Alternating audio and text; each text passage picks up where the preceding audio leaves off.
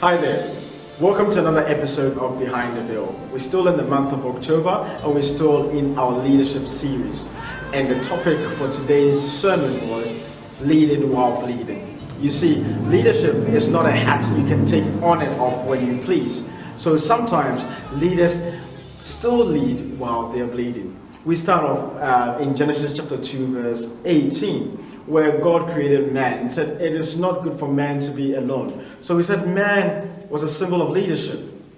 And God said it is not good for man to be alone. So with every leadership, there's a team, there's a support network, there's a system, there's a group of people that are supporting or following. So it is not good. You cannot be a leader if no one is following you. A man that is walking alone and thinking he's a leader is just a man on his own. So we have established that when even God created Adam, he made him the denominator of everything else. So the denominator of everything else even needed support. So every leadership needs support.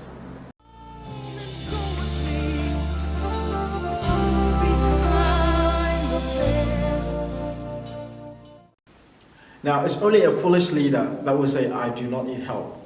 Every leader acknowledges that they need help. They need a team around them.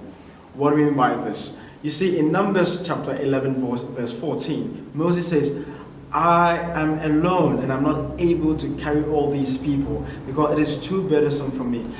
He acknowledged that he needed help. And what does it say? God told him to gather 70 elders and 70 people. He said, you need elders, you need officers that will help to do my work.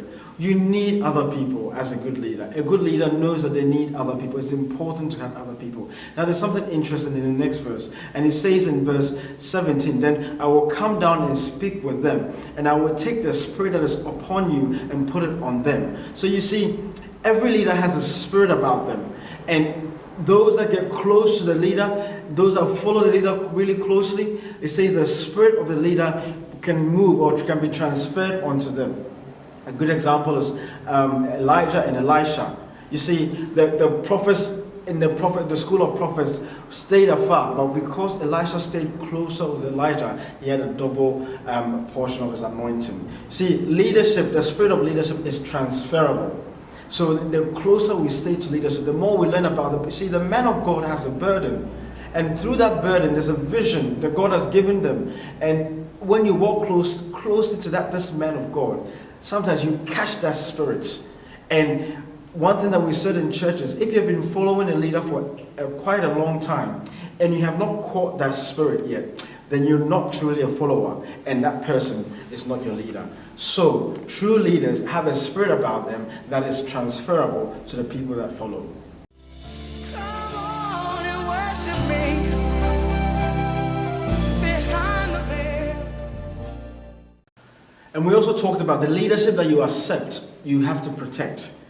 A good example is when we look in Matthew chapter 2 verse 13, where Joseph and Mary took young baby Jesus and fled to Egypt to save him. You see, leadership at an early stage oftentimes needs support and protection from the people that are around. You see, this baby Jesus that they saved in turn came to save them. You see, the leadership you protect today will one day save you. The young, small church you protect and work hard towards, one day will save you and your family. Oh yes, the pastor, the young minister that you bless, that you support, that you encourage right now will one day be a blessing to you. So the leadership you support will be a blessing to you one day. And then we looked at in Matthew chapter 26 verse 34. One thing about leadership is we have to know that leadership, sometimes people can betray you, they can walk away with you. As a true leader, you have to accept this. You have to accept it, but you still got to love people. Jesus says in Matthew chapter 26 verse 34, he says, Jesus said to him, truly I say to you that this night you will betray me 3 times. But later on, we know that Jesus accepted him back, and he said, if you love me, feed my sheep. Now, we also said that A true leader has a forgiving heart. You cannot lead people if you hold grudges. So it says in Luke chapter 23, verse 34, it says that, but Jesus said, Father, forgive them. You see, this is Jesus on the cross, bleeding. He's bleeding on the cross, yet he's saying, Father, forgive them. That is bleeding, or leading while bleeding. Sometimes we are bleeding. The same people God has called us to lead will cause us to bleed. You may not be bleeding physically on the cross. You may be bleeding because of hurts, because of a lack of support, because of things that people have said about you. The same people you are supporting, you're defending, you are praying for, they may do some certain things that will hurt you. But you have to look unto the Father and say, Father, forgive them, for they do not know what they are doing. The shepherd cannot have fights with the sheep. The shepherd cannot be at loggerheads with the sheep. The shepherd only has a battle or war with the wolf.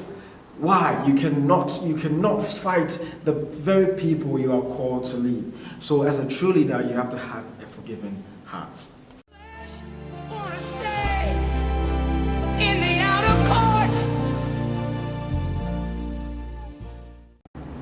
And then finally we talked about, let's look at Luke chapter 4 verse 24. And it says that, and he said, truly to say to you, no prophet is welcome in his hometown. And verse 25 of that says that, he describes that even Elijah had so many widows in his hometown, but he did not deliver them, or did not do what he did to the other lady in the other place. So you see, a true leader does not seek honor from men. And it is a well-documented thing that the people that are in your church, because of familiarity, or as they say, familiarity breeds contempt. You see, people may not hold you in high esteem because they know you. They know you in the days that you were in sin, the days that you were not in ministry. So they don't see your calling. They don't acknowledge your calling. They don't acknowledge your title. But beloved, if you want to be a true leader, see, true leaders don't follow titles. They don't chase titles, because a true leader knows they are called, and the only person they seek honor from is from God. So you don't seek honor from men. A true leader does not seek honor from men. If you are a man pleaser, you cannot be a true leader. And even Paul says that you cannot please man and serve God. That is what we talked about. So basically, this is just a summary of the message we had today. For the full message and a more comprehensive message, please wait for our audio message on SoundCloud or on WhatsApp or on Facebook. Like I always say, if you are in Auckland next weekend, do join us on level 1 in the upper room on 75B Boston Road. And God will richly bless you as we continue and we finalize our teaching on leadership. Church leader, elder, a deacon, worship leader, I urge you, I encourage you that the time of your trial, the time that life seems to be choking you up, that's not the time to step away from ministry. That is the time to lead, to go strong, because when you lead while you're bleeding, I can encourage you and say that your healing is in your leading. Did you get that? If you lead while you're bleeding, trust God that your healing is in your leading. Well, beloved, join us next time as we go into the Word of God again. God bless you and see you next time.